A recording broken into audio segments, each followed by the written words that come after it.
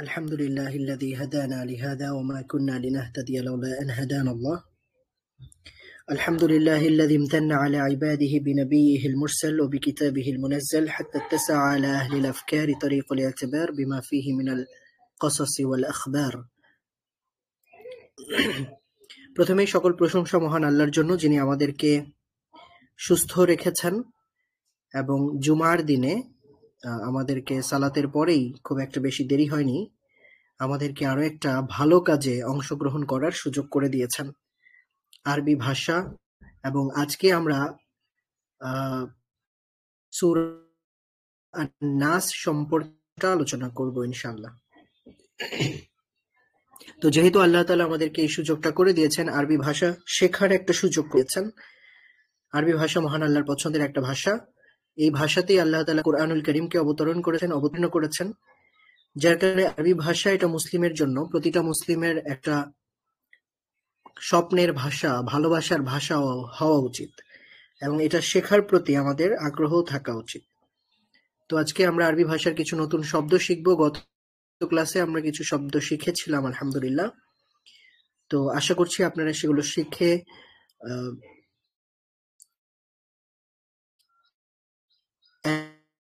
MCQ কোশ্চেনে অংশগ্রহণ করেছেন এবং আপনারা নিশ্চয়ই সেখানে আপনাদের প্রোগ্রেস দেখতে পেয়েছেন। তো মহান আল্লাহর প্রশংসার সাথে এবং নবী মুহাম্মদ সাল্লাল্লাহু আলাইহি ওয়াসাল্লামের প্রতি দরুদ ও সালাম পেশ করে আমরা আমাদের ক্লাস শুরু করছি। আপনাদের সবাইকে সেমস একাডেমির পক্ষ থেকে স্বাগত জানাচ্ছি। আমি আব্দুল মামুন আছি আপনাদের সাথে। আজকে 10 জানুয়ারি 2025 আমরা আমাদের ফ্রি ক্লাসের 2 নম্বর ক্লাসে উপনীত হয়েছি। তো এখানে আমরা কিছু শব্দ দেখতে পাচ্ছি, কিছু ভোকাবুলারি দেখতে পাচ্ছি। এগুলো আমাদের আয়ত্ত করা হয়ে গেলে ইনশাআল্লাহ আমরা আমাদের সামনের স্লাইডে যাব। তো গত ক্লাসে আমরা কিছু শব্দ শিখেছিলাম, সেগুলো নিশ্চয়ই আপনারা যাচাই করেছেন যে সেগুলো আপনাদের ভালোভাবে শেখা হয়েছে কিনা। তো আজকে যে শব্দগুলো আছে এখানে প্রথমেই রয়েছে সাব্বোরাতুন। সাব্বোরাতুন মানে হচ্ছে ব্ল্যাকবোর্ড, যেখানে লেখা হয় স্কুলে অথবা মাদ্রাসায় ব্ল্যাকবোর্ড আমরা ইউজ করে থাকি। তো ব্ল্যাকবোর্ডের আরবি হচ্ছে সাব্বোরা। সাব্বোরাতুন মানে হচ্ছে ব্ল্যাকবোর্ড। এটা যদি আপনারা আমার সাথে সাথে একটু রিপিট করেন তাহলে এটা মুখস্থ করাটা আরো সহজ হবে। তো আমাদের উচ্চারণটাও একটু দেখতে হবে যে আমরা উচ্চারণ করতে পারছি কিনা। তো আপনারা মাইক্রোফোন অন করে বলতে চাইলে বলতে পারেন, অথবা মাইক্রোফোন অন করতে না চাইলে এমনিতেই আপনারা আমার সাথে সাথে বলুন সাব্বোরাতুন একটি ব্ল্যাকবোর্ড। সাব্বোরাতুন একটি ব্ল্যাকবোর্ড। এরপরে শব্দটা হচ্ছে হাকিবা। হাকিবাতুন।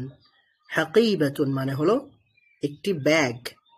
হাকিবাতুন মানে হলো একটি ব্যাগ। ব্যাগকে আরবিতে হাকিবাতুন বলা হয়। এরপরে আরো একটা শব্দ, এখানে আমরা স্কেল বা রুলার দেখতে পাচ্ছি। রুলারের আরবি হচ্ছে মিসতরাতুন। মিসতরাতুন। মিসতরাতুন মানে হচ্ছে রুলার। তো এখানে আপনাদের হয়তো মনে প্রশ্ন জাগতে পারে, জবর নেই, জের নেই, পেশ নেই বা দাম্মা ফাতহা কাসরা নেই, তাহলে আমরা এটা কি করে বুঝবো? তো আরবি ভাষা মূলত এরকমই, জাম্মা ফাতহা কাসরা ছাড়াই লেখা হতো আগে থেকেই, এখনো লেখা হয় দাম্মা ফাতহা কাসরা ছাড়াই। তবে আজমি যারা রয়েছে, অনারবি যারা রয়েছেন, তারা যেন কোরআনুল কারীম ভালোভাবে দেখে বুঝতে পারেন, পড়তে পারেন, এই জন্য রাফা, নাসব, ফাতহা বা জাম্মা ফাতহা কাসরা বা জবর জের পেশের প্রচলন ঘটিয়েছেন হাজ্জাজ ইবনে ইউসুফ এর শাসনামলে এটার প্রচলন ঘটেছে। তো মূলত আরবি ভাষার হরফের অন্তর্ভুক্ত এগুলো নয়, বা এগুলো ভাওয়েলের অন্তর্ভুক্ত নয়। তো ভাওয়েল যেগুলো আছে আলিফ, ওয়াও, ইয়া, তো ওই ভাওয়েল গুলোরই এক একটা সংক্ষিপ্ত রূপ হচ্ছে জবর, জের, পেশ। আলিফ হচ্ছে একটা ভাওয়েল, আলিফের সংক্ষিপ্ত রূপ হচ্ছে জবর, এবং ইয়া হচ্ছে আরো একটা ভাওয়েল, তার আরো একটা সংক্ষিপ্ত রূপ হচ্ছে জের, এবং পেশ এটা হচ্ছে ওয়াওয়ের সংক্ষিপ্ত রূপ। তো আরবি ভাষায় ভাওয়েল আছে 3টা, আলিফ, ওয়াও, ইয়া। এগুলোকে বলা হয় হুরুফ ইল্লাত। যাই হোক, এটা একটু মাঝখানে বলে নিলাম। তো এখানে আমরা দেখতে পাচ্ছি মিস্তরাতুন, এখানে জবরজের পেশ নেই, তবে আমাদের এটা বুঝতে হবে। তো এটা কিভাবে বুঝতে পারবো? যখন আমরা কিছু ভোকাবুলারি আছে এগুলো শিখে ফেলবো, তো শিখে ফেললে আমরা জানবো যে এটার উচ্চারণটা কিভাবে হবে। এবং কিছু ফেল আছে, আবার কিছু ইসিম আছে, অথবা কিছু নাউন বা ভার্ব, এগুলোর অবস্থা অনুযায়ী জম্মা, ফাতহা, কাসরা এগুলো চেঞ্জ হয়। তো কখন চেঞ্জ হবে? যখন আমরা আস্তে আস্তে আরবি ভাষার কিছু শব্দ শিখে কিছুটা গ্রামার নিয়েও আলোচনা করব, তখন এই বিষয়গুলো আমাদের কাছে ইনশাআল্লাহ স্পষ্ট হয়ে যাবে এবং সহজ হয়ে যাবে। তো এখন আপাতত যেটা করতে হবে, আমাদের একটু কষ্ট করে এটা মনে রাখতে হবে আমি এটা কিভাবে উচ্চারণ করছি। তো আপনাদেরকে সেভাবেই উচ্চারণ করতে হবে। এই শব্দটা হচ্ছে মিস্তরাতুন।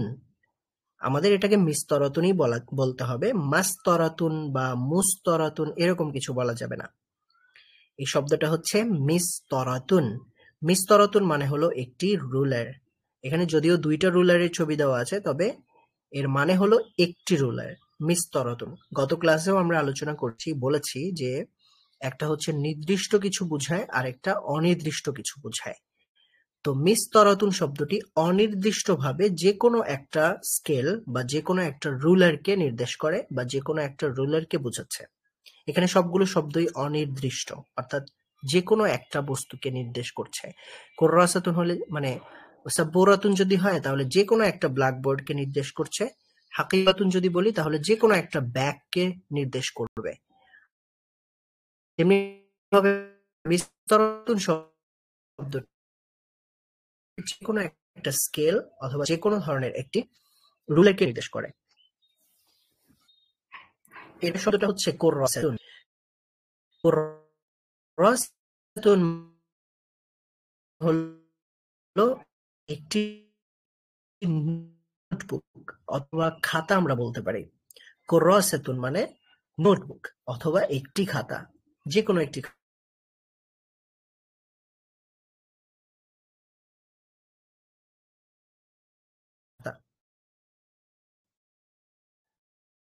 তারপর নাফিদাতুন,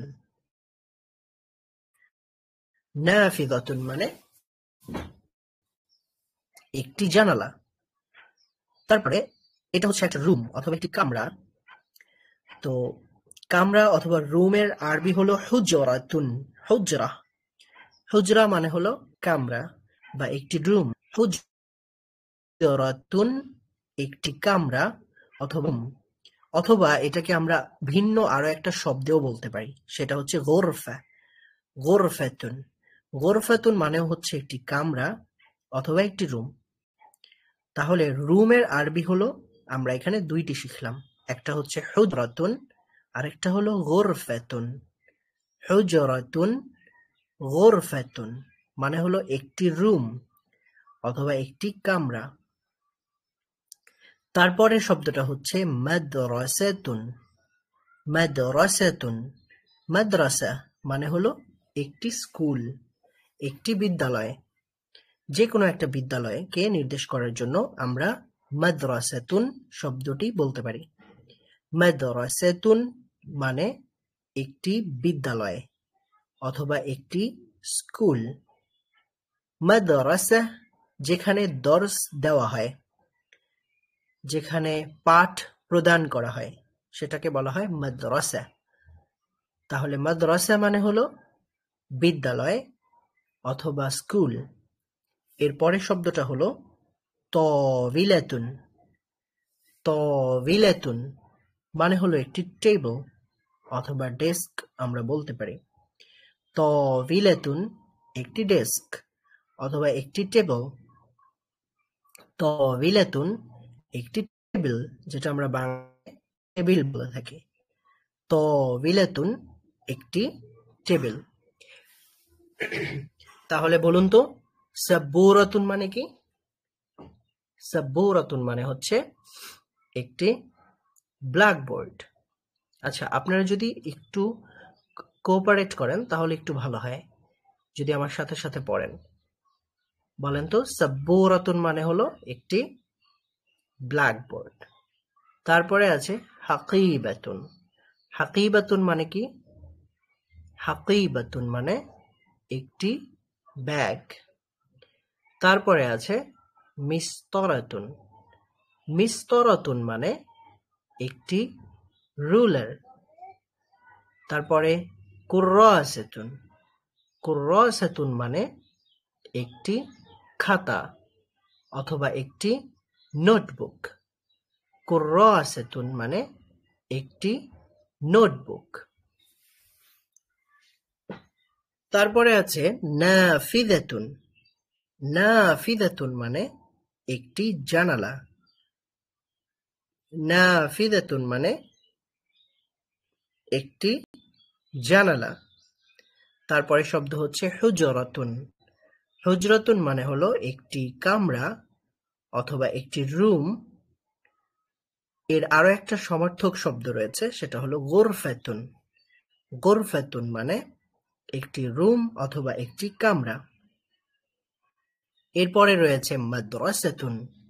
মাদ্রাসা মানে হলো একটি বিদ্যালয় অথবা একটি স্কুল।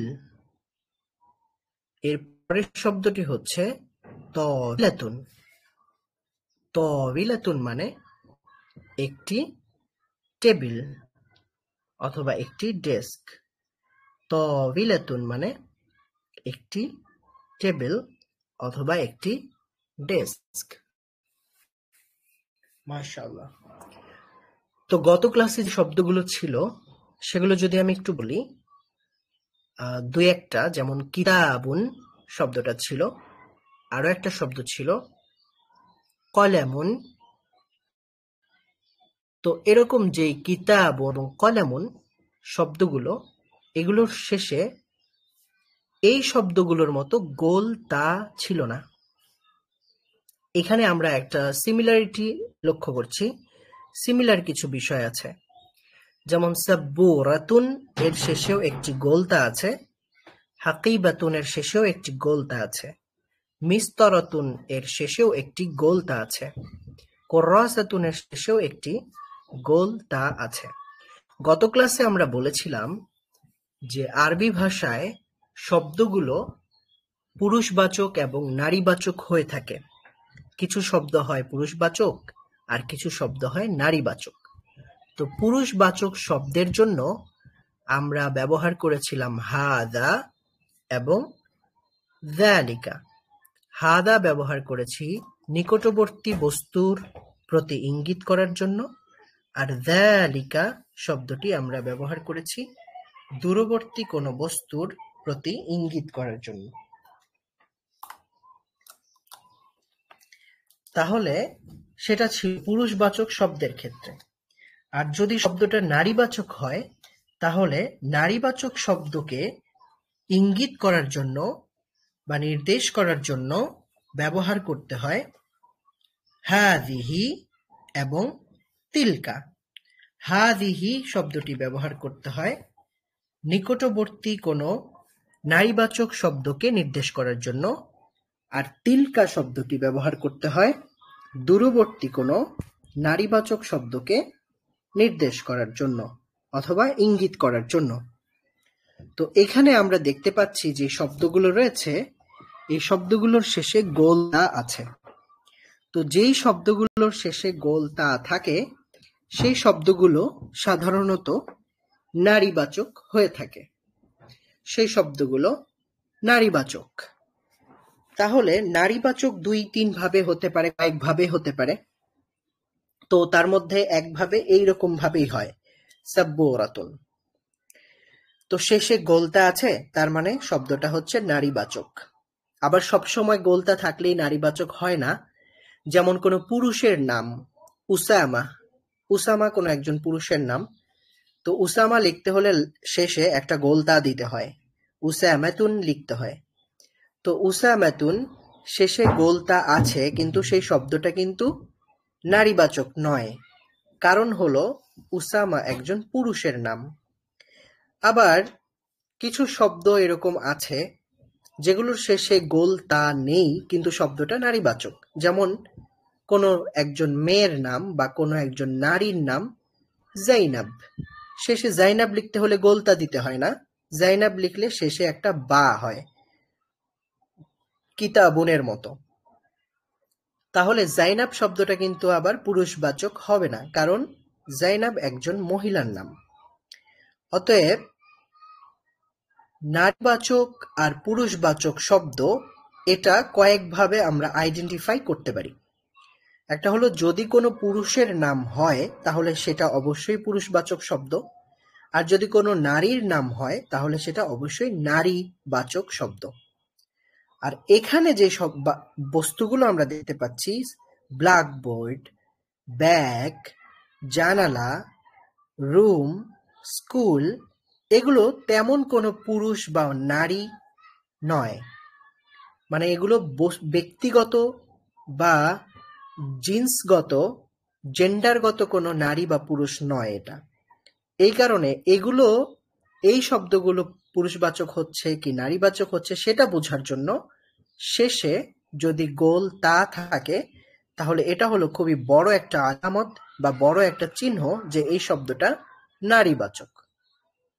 আশা করছি আপনারা সবাই বুঝতে পেরেছেন। তো সাব্বুরাতুন শব্দটি যেহেতু নারীবাচক, শেষে গোল তা হওয়ার কারণে এই জন্য সাব্বুরাতুনের শুরুতে আমরা হাযা কিংবা যালিকা ব্যবহার করব না। আমরা ব্যবহার করব হাযিহি এবং তিলকা।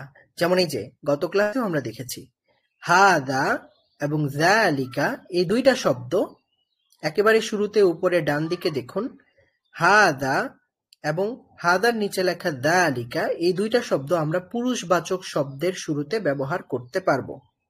কিন্তু যদি সেই শব্দটি নারীবাচক হয় তাহলে আমাদেরকে ব্যবহার করতে হবে হাযিহি এবং তিলকা। হাযিহি মানে হলো এটা, অর্থাৎ নিকটবর্তী কোনো ব্যক্তি বা বস্তুকে নির্দেশ করার জন্য আমরা হাযিহি শব্দটি ব্যবহার করব, এবং দূরবর্তী কোনো ব্যক্তি বা বস্তুকে নির্দেশ করার জন্য আমরা তিলকা শব্দ ব্যবহার করব। তাহলে এতক্ষণ আমরা যেই শব্দগুলো দেখলাম বা শব্দের অর্থগুলো জেনেছি, এখানে সেই শব্দগুলো রয়েছে, যেমন মাদ্রাসাতুন, তারপরে হাকিবাতুন, কুররাসাতুন, এই শব্দগুলো এখানে আছে। তাহলে আমাদের এই নারীবাচক শব্দগুলোর শুরুতে ব্যবহার করতে হবে হাযিহি এবং তিলকা।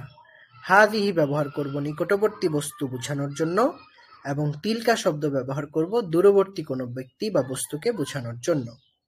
তাহলে এখান থেকে যদি আমরা পড়ি তাহলে প্রথমেই লেখা আছে হাযিহি মাদ্রাসাতুন। এর মানে কি হতে পারে? এর মানে হবে এটি একটি মাদ্রাসা, অথবা এটি একটি স্কুল বা বিদ্যালয়। হাযিহি মাদ্রাসাতুন, মাদ্রাসা শব্দটি আরো একবার লেখা আছে, এর মানে হলো এটি বা ইহা একটি বিদ্যালয়। তারপরের শব্দটা হলো তিলকা সাব্বুরাতুন। তিলকা সাব্বুরাতুন, এর মানে হলো উহা বা ওইটা একটি ব্ল্যাকবোর্ড। তারপরের শব্দ হলো হাযিহি হুজরাতুন, এর মানে হলো এটা একটি কামরা অথবা এটা একটি রুম। তারপরের শব্দ হলো তিলকা হাকিবাতুন। তিলকা এটা দূরবর্তী বস্তুকে বোঝানোর জন্য ব্যবহার করা হয়, আর হাকিবাতুন মানে হচ্ছে ব্যাগ। তাহলে এর অর্থ হবে ওইটা বা উহা একটি ব্যাগ। তারপরের শব্দ হলো হাযিহি কুররাসাতুন। হাযিহি কুররাসাতুন মানে হলো এটা একটি নোটবুক অথবা খাতা। হাযিহি কুররাসাতুন, ইহা একটি খাতা। তিলকা তাওবিলাতুন। তিলকা তাওবিলাতুন মানে হলো উহা একটি টেবিল।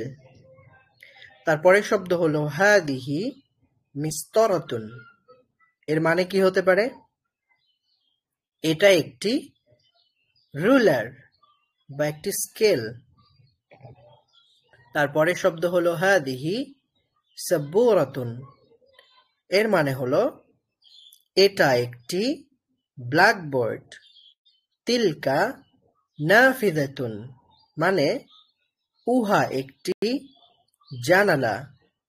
হাদিহি তাওবিলাতুন, ইহা একটি টেবিল। তিলকা মিস্তরাতুন, ওইটা একটি মিস্তরাতুন মানে কি মনে আছে আপনাদের? রুলার। তিলকা মিস্তরাতুন, উহা একটি রুলার। তিলকা কুররাসাতুন, মানে হলো উহা একটি নোটবুক বা খাতা। তারপরে সর্বশেষ শব্দটা হলো হাদিহি হাকিবাতুন, এটা একটি ব্যাগ।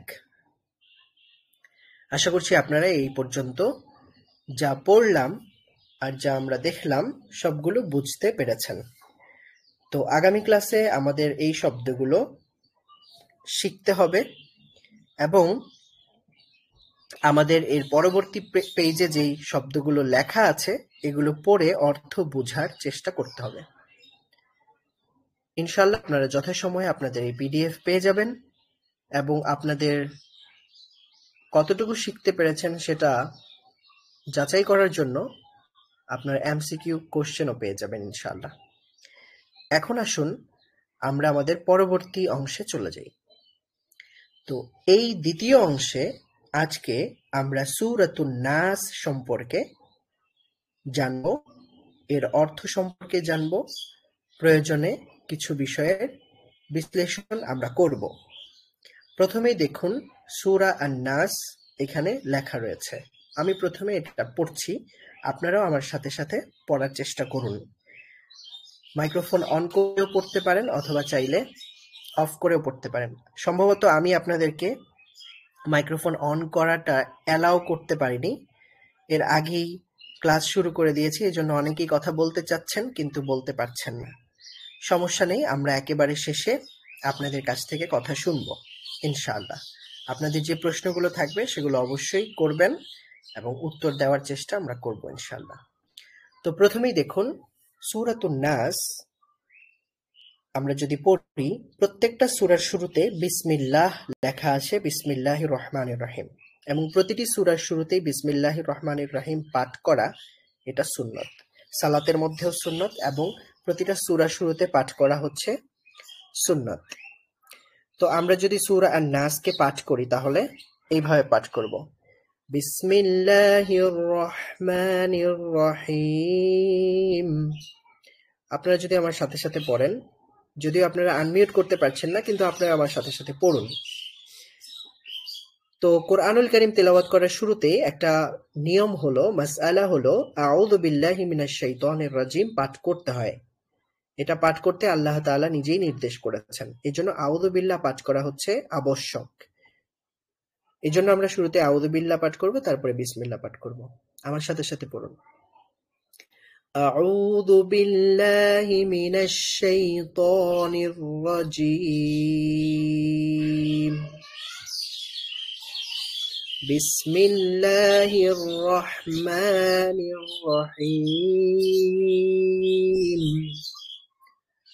قل أعوذ برب الناس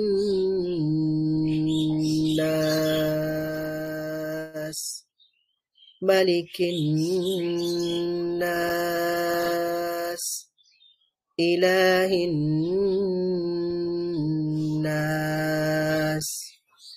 من شر الوسواس الخناس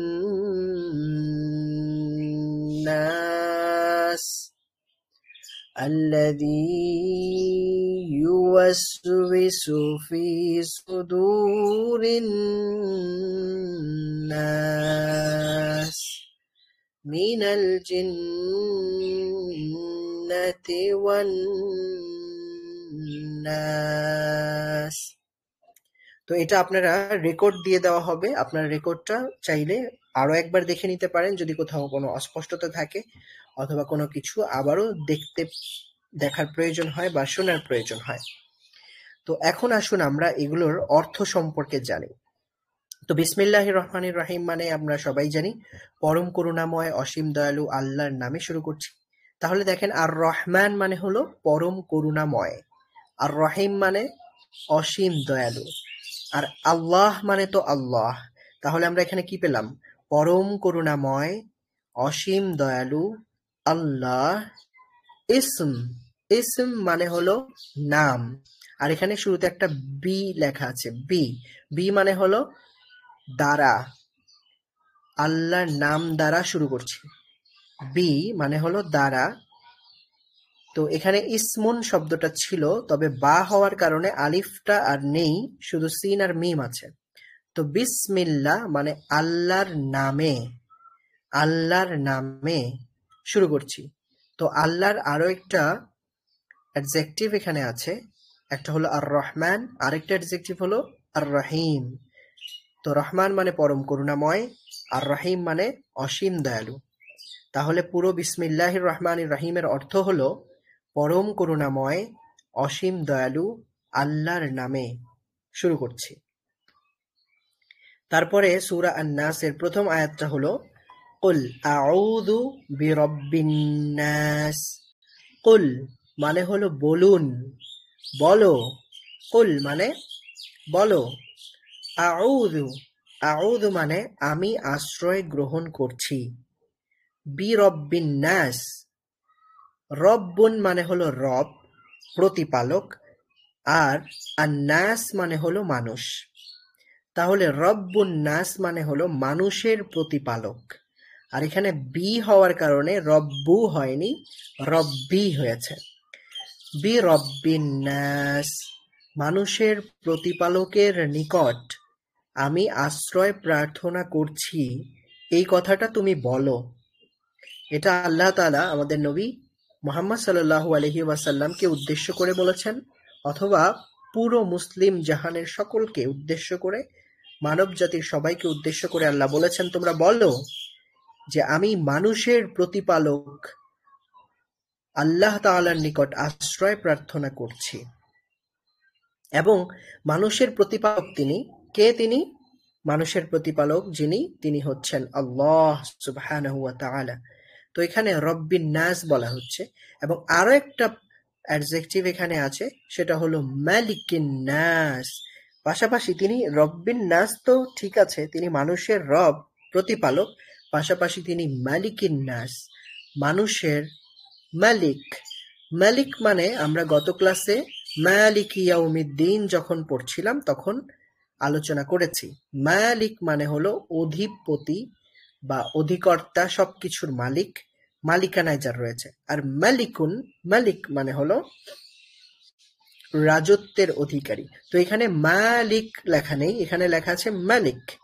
মালিকিন নাস মানে হলো তিনি মানুষের রাজত্বের অধিকারী, মানুষের সম্রাট, মানুষের রাজাধিরাজ, মানে আল্লাহ তাআলা সকল মানুষের রাজাধিরাজ, এটা এখানে বলা উদ্দেশ্য। এবং পাশাপাশি আল্লাহ তাআলার আরো একটা বৈশিষ্ট্য আছে, তিনি ইলাহ। ইলাহুন মানে হলো মাবুদ, যার ইবাদত করা হয়। ইলাহিন নাস এর মানে হলো মাবুদ, আর নাস মানে হলো মানুষ, মানুষের মাবুদ, অর্থাৎ মানুষের উপাস্য। তো মানুষের উপাস্য, মানুষের রাজাধিরাজ, মানুষের প্রতিপালকের নিকট আমি আশ্রয় গ্রহণ করছি, এই কথাটা তুমি বলো।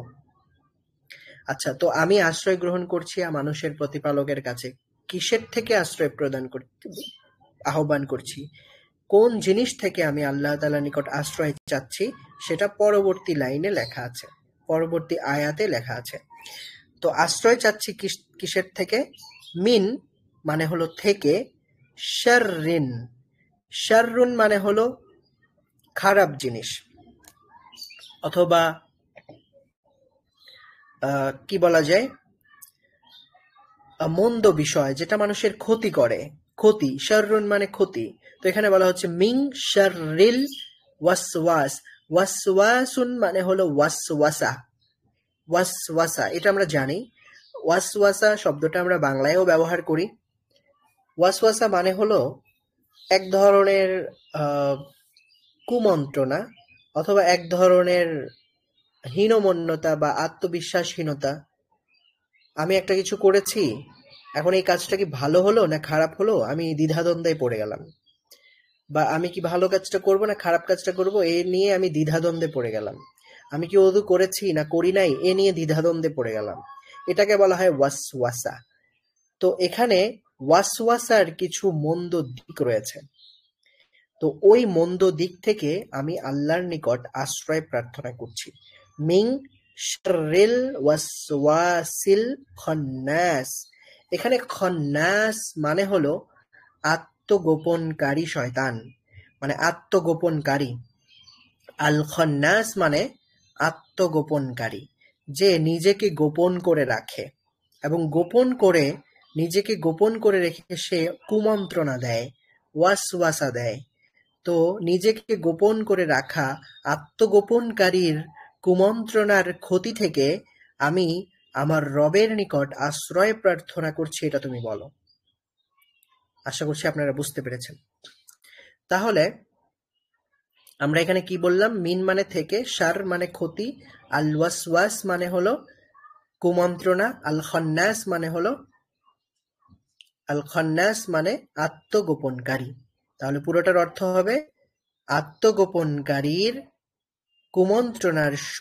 কুমন্ত্রণার ক্ষতি থেকে আমি আশ্রয় প্রার্থনা করছি। এই যে আশ্রয় প্রার্থনা করছি, এই শব্দটা এখানে দেওয়া আছে, আউযু। তারপরে এই যে খন্নাসের কিছু বৈশিষ্ট্য এখানে লেখা আছে। খন্নাসের কিছু বৈশিষ্ট্য আছে, বিশেষণ এখানে উল্লেখ করা আছে। তো এটা কেমন খন্নাস যে নিজেকে আত্মগোপন করে রাখে? এই খন্নাসটা কেমন খন্নাস? আল্লাযী, যে, আল্লাযী মানে যিনি, যিনি অথবা যে, ইউওয়াসওয়িসু মানে ওয়াসওয়াসা দেয়, ইউওয়াসওয়িসু মানে ওয়াসওয়াসা দেয়, ফি মধ্যে, ফি মানে মধ্যে, সুদূর, সুদূর মানে হলো হৃদয়, অন্তর, বক্ষ, সুদূরিন নাস, নাস মানে কি বলেছিলাম? মানুষ। তাহলে সুদূরিন নাস মানে কি? মানুষের অন্তরে। আর ফি মানে মধ্যে, মানুষের অন্তরের মধ্যে। তো এটাকে আমরা বাংলায় সাধারণত কিভাবে বলি? মানুষের অন্তরে। আল্লাযী, যে, ইউওয়াসওয়িসু কুমন্ত্রণা দেয়, ফি সুদূরিন নাস মানুষের অন্তরে, যে নাকি মানুষের অন্তরে কুমন্ত্রণা দেয়, সেই খন্নাসের ওয়াসওয়াসার ক্ষতি থেকে আমি আশ্রয় প্রার্থনা করছি। আচ্ছা, তাহলে এই যে খন্নাস বা আত্মগোপনকারী কুমন্ত্রণা দাতা, এটা কাদের মধ্য থেকে হয়? সে কি আসলে, সে তো শয়তান, খারাপ। তো সে কি মানুষ না জিন? এটা আল্লাহ তাআলা স্পষ্ট করছেন। মিনাল জিন্নাতি ওয়ান নাস। মিন মানে থেকে, মানে ওই একটা শ্রেণীর অন্তর্ভুক্ত। সেই কোন শ্রেণীর অন্তর্ভুক্ত? আল জিন্নাহ, জিন্নাত মানে হলো জিন জাতি, এবং আর নাস মানে আগেই বলেছি মানব জাতি বা মানুষ। তাহলে এই যে খান্নাসের কথা এখানে বলা হলো, আত্মগোপনকারী কুমন্ত্রণা দাতা, সে কাদের অন্তর্ভুক্ত? মিনাল জিন্নাতি, জিনেদের অন্তর্ভুক্ত, ওয়ান নাস এবং মানুষের অন্তর্ভুক্ত। তার মানে হলো জিনেদের মধ্যে এমন কিছু দুষ্ট জিন আছে, তারা নিজে গোপন করে রাখে এবং গোপন করে থেকে তারা মানুষের অন্তরে কুমন্ত্রণা দেয়। আর মানুষের মধ্যেও এমন কিছু মানুষ আছে যারা নিজেদের এই ক্ষতিকর দিকটাকে গোপন করে রাখে। আসলে খারাপ মানুষ, সে যে আসলে মহান আল্লাহর নামে বরং শয়তানের নামে মানুষকে কুমন্ত্রণা দিচ্ছে, এই বিষয়টাকে কনা, সে স্পষ্ট এই বিষয়কে অস্পষ্ট রেখে, নিজেকে গোপন করে রেখে সে মানুষকে কুমন্ত্রণা দেয়। আজকে সমাজে আমরা লক্ষ্য করলে দেখব কিছু মানুষ আছে, তারা তাদেরকে সমাজ, সামাজিকতা তো শেখায়, আমাদেরকে মানবতা শেখাতে চায়। তারা মানবতার নামে, মানবতার নামে মহান আল্লাহ প্রদত্ত যে নীতিগুলো রয়েছে সেই নীতির বিরুদ্ধে যেতে আমাদেরকে উৎসাহিত করে। তারা সরাসরি বলে না যে আল্লাহর বিরুদ্ধে চলে যাও, তারা বলে যে এইটাই মানবতা, তাদের অধিকার দেওয়া উচিত, তাদেরকে এটা করার অনুমতি দেওয়া উচিত, তাদেরকে প্রকৃতি এইভাবে সৃষ্টি করেছে, অতএব তারা অপারগ, তাদেরকে এই অশ্লীল কাজ করার অনুমতি দিয়ে দেওয়া হোক। অশ্লীল কাজগুলোর অনুমতি দিলে এটাই মানবতা হয়, কারণ তাদের তো আর জন্মের ওপর নিজের নিয়ন্ত্রণ ছিল না। মানে এই এই ধরনের কথা বলে। এই কথাগুলো শুনে আমার খুব তাকে খারাপ মনে হয় না। হ্যাঁ, লোকটা ধর্ম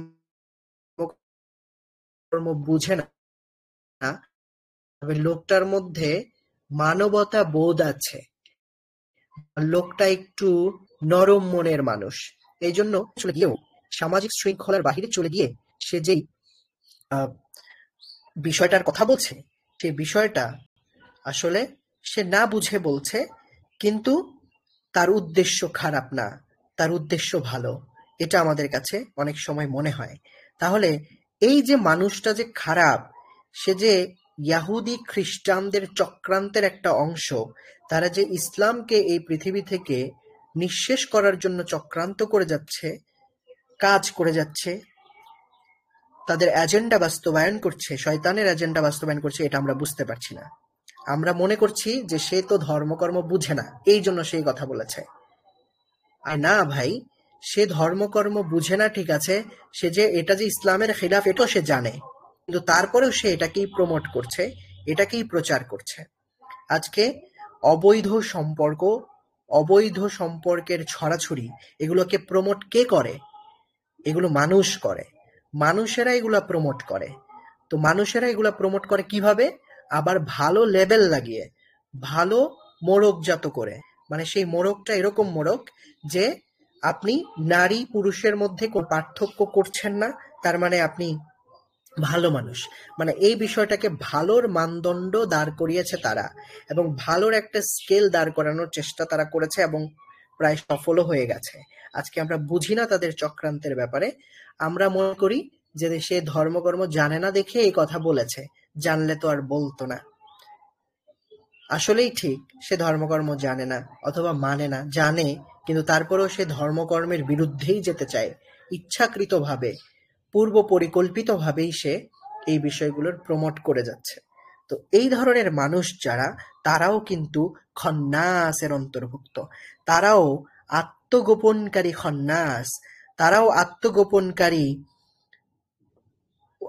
ওয়াসওয়াসা দানকারী অথবা কুমন্ত্রণা দানকারী। এই যে আমি একটা আহ, আমাদের সামনে ভিডিও চলে আসছে, ছোট ছোট রিলস চলে আসছে, এগুলো দেখার পরে কিছুটা প্রভাব আমাদের মধ্যেও পড়ছে। মনে হচ্ছে যে আচ্ছা ঠিক আছে, কোরিয়াতে এইভাবে যদি সোশ্যাল কমিউনিকেশন অথবা সোশ্যাল রিলেশনশিপ যদি এরকম হয়, তাহলে আমাদের হলে সমস্যা কোথায়? খুব একটা বেশি সমস্যা না। তারপরে জার্মানিতে যদি এরকম সম্পর্ক হয়, তাহলে আমাদের মধ্যে হলে সমস্যাটা তেমন মনে হয় না আমাদের কাছে। কারণ এই বিষয়গুলো কাছে একেবারে নর্মালাইজ করা হচ্ছে। মানে একটা অবৈধ সম্পর্ক দিনের পর দিন চলছে এবং নাটক সিনেমার মাধ্যমে সেই অবৈধ সম্পর্কটাকে আমাদের সামনে প্রমোট করা হচ্ছে। একে তো হচ্ছে বাংলাদেশের কালচারে এর কিছুটা ঢুকে গেছে, আরেকটা হলো বিদেশি কালচারগুলোই এখন আমরা বর্তমানে দেখা শুরু করেছি। আমরা বাংলাদেশি কালচার থেকে তো শিখছি অশ্লীলতা, এবং বিদেশি কালচারগুলো থেকেও আমরা অশ্লীলতা শিখছি। তাহলে এই যে কালচারগুলো আমাদেরকে শেখাচ্ছে, এই অশ্লীল কালচারগুলো কে শেখাচ্ছে? মানুষ শেখাচ্ছে। শয়তানের অন্তর্ভুক্ত তারা, তারাও শয়তানের দলভুক্ত। তাহলে আল্লাহ তাআলা নিজেই বলেছেন যে এই শয়তানগুলো অথবা এই খান্নাসগুলো, যারা মানুষকে নিজেকে গোপন রেখে, মানে নিজের এই গোপন কলুষ অন্তরকে মানুষের সামনে প্রকাশ না করে, আত্মগোপন করে, ভালো মানুষের লেবেল লাগিয়ে যারা মানুষকে কুমন্ত্রণা দেয়, মানে একটা ভিডিও দেখার পরে মনে চাচ্ছে যে আমারও যদি এরকম, আমরাও যদি করতে পারতাম, অথবা আমিও যদি এরকম তার মতো হতাম। একজন সিঙ্গারকে দেখে মনে হচ্ছে যে হ্যাঁ, আমিও যদি তার মতো এত আহ, জনপ্রিয় হয়ে যেতাম, আমিও যদি গান গাইতে পারতাম এত আহ, এই রকমের। তো এই যে এই বিষয়গুলো আমাদের মধ্যে প্রভাব তৈরি করে, প্রভাব সৃষ্টি করে, এগুলো মানুষের দ্বারা হয়, কিছু কিছু কুমন্ত্রণা জিনেদের দ্বারা হয়। তাহলে জিন এবং মানব জাতিদের মধ্য থেকে কিছু খন্নাস রয়েছে, যারা কি করে মানুষের হৃদয়ে, মানুষের অন্তরে প্রভাব সৃষ্টি করে। বুঝতে পারছেন? এখনো এখানে কোনো প্রশ্ন থাকার কথা না যে শয়তান কি করে মানুষের হৃদয়ে প্রভাব বিস্তার করে। আরে ভাই, আমরা নিজেরাই তো নিজেদের অন্তরে প্রভাব বিস্তার করতে পারি, পারি না? আমরা আমাদের সংস্কৃতি, দেখেন এখন পাশ্চাত্য সংস্কৃতি এতটা নর্মালাইজড হয়েছে, এতটা ব্যাপকতার রূপ ধারণ করেছে, আমাদের কাছে পাশ্চাত্য সভ্যতাটাই এখন আমাদের কাছে আইডল আইডল হয়ে যাচ্ছে, মানে আমাদের মডেল হয়ে যাচ্ছে। আমরা সেটা ওই পাশ্চাত্য সভ্যতার বিভিন্ন যেই ব্যক্তিরা আছেন, তাদেরকে আমরা নিজেদের আইডল করছি, আইডল বানাচ্ছি, এবং তাদেরকে আইডল বললে ভালোও লাগছে নিজেদের কাছে। তো মানুষেরা যদি মানুষের অন্তরে প্রভাব বিস্তার করতে পারে, তাহলে শয়তানও মানুষের হৃদয়ে, মানুষের অন্তরে প্রভাব বিস্তার করতে পারে। তাহলে পুরো সূরা থেকে আমরা যেটা জানলাম, এখানে মহান আল্লাহর কাছে আমরা আশ্রয় চাচ্ছি। কিসের থেকে আশ্রয় চাচ্ছি?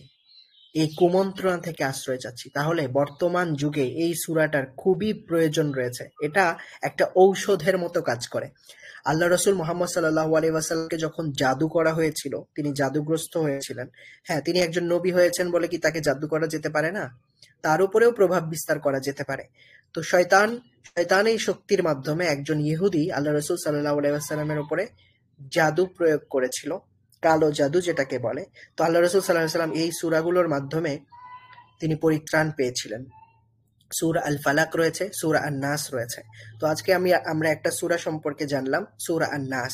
তো এখানে বিষয়টা, অর্থটা দেখেই স্পষ্ট যে আমাদের হৃদয়ের যে কুমন্ত্রণা বিভিন্নভাবেই তৈরি হয়, এটা আমাদের বর্তমানের আধুনিক ডিভাইস ব্যবহার করার মাধ্যমে হৃদয়ে প্রতিনিয়ত কুমন্ত্রণা তৈরি হচ্ছে।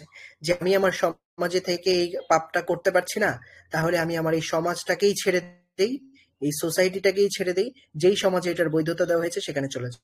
মানসিকতা আজকে আমাদের অনেকের মধ্যেই আছে। তো বাংলাদেশে থেকে করা যাচ্ছে না এই অন্যায়টা, আমি ওই দেশে চলে যাই, অমুক দেশে গিয়ে এই অন্যায়টা করে আসি। তো অমুক দেশে গিয়ে সে অন্যায় করে ফেলছে পার্মানেন্টলি, কেউ কেউ চেঞ্জ করে ফেলছে। তো এই যে মানুষ ছুটে পালাচ্ছে, মানুষ এক জায়গা থেকে আরেক জায়গায় যাচ্ছে, এগুলো হৃদয়ের ওয়াসওয়াসা, কুমন্ত্রণা। তো এই কুমন্ত্রণা থেকে বাঁচার দোয়া হল এই সূরা। এই সূরা প্রতিদিন পাঠ করা উচিত। প্রতিদিন ঘুমানোর আগে এই সূরা পাঠ করা সুন্নাত। সূরা ফালাক, সূরা নাস, এগুলো পাঠ করে আমরা ঘুমাবো, যেন আল্লাহ তাআলা আমাদেরকে ওয়াসওয়াসা থেকে মুক্ত রাখেন। প্রতিনিয়ত ওয়াসওয়াসা আসছে আমাদের হৃদয়ে, সেগুলো থেকে বাঁচার জন্য এই দোয়াগুলো বা এই সূরাগুলো তিলাওয়াত আমাদের করা উচিত। তাহলে আজকে আমরা যা যা জানলাম সেটা হচ্ছে, এক নজরে যদি দেখি সূরা নাস সম্পর্কে, আর নাস মানে হচ্ছে মানুষ, এবং এটা কোরআনুল কারীমের সর্বশেষ সূরা বা সিরিয়াল অনুযায়ী সর্বশেষে এটাকে লেখা হয়েছে, যদিও এটা সবার